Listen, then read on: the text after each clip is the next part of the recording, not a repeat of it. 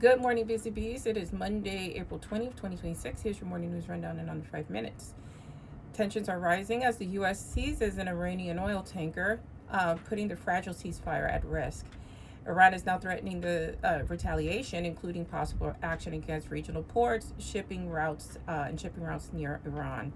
The situation is escalating around the Strait of Hormuz, which, we keep drumming home is a key port or waterway that gives us 20 to 25% of our oil consumption and fertilizer.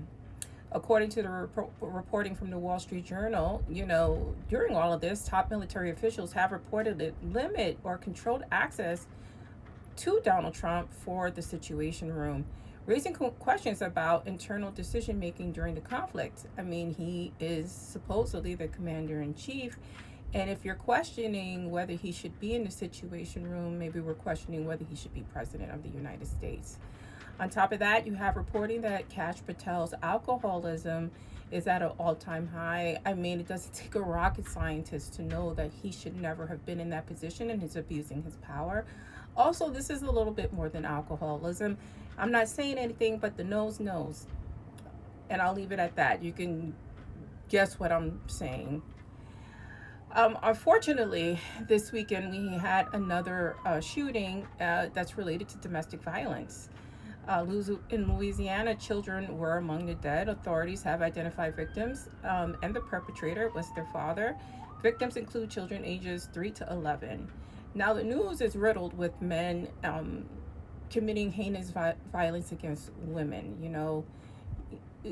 Famously, recently, the doctor who tried to throw his wife off the cliff, the other one suspected of drowning his wife in a waterway, and this just goes on and on and on. And I think all women need to ask themselves, why are we voting against our own rights? Because if we go back to what this regime would like, you would have no decision making, no voting rights. And, with current laws, violence against women is at an all-time high. What are we doing?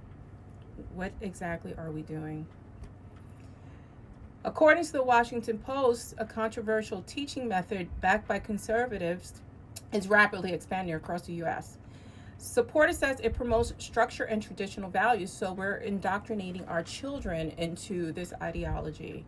Critics argue it could limit critical thinking, introduce political and religious biases, and this is all for control. Of course they want it. They want to control our mind, body, and spirit, especially women. And if you're a Caucasian woman and this directly affects you because they're going after you primarily, trying to instill these Christian values back and get you back in the house. And you give your vote to your husband or your father. The propaganda wars are at an all-time high, but I'm gonna have to give a win to Iran. The Lego series, that's. If you haven't seen the Lego series, you could just Google it or just put it into the search app, the search bar here on this application or whatever application you're watching for or from. The latest Erica Kirk one, I mean, that sounds like a hit record. Anyway, let me know your opinions. Stay smart, stay safe, stay informed. Like, share, and follow if you can.